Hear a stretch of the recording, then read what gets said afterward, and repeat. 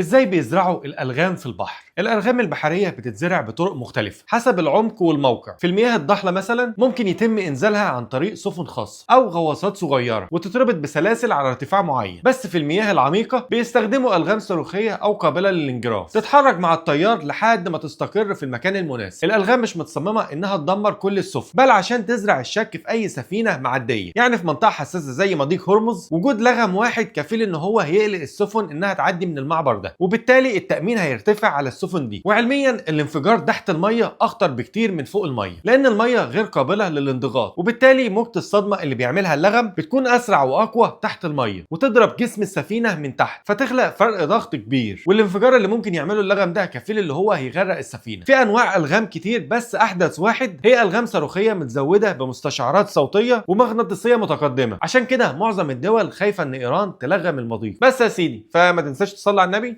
سلام.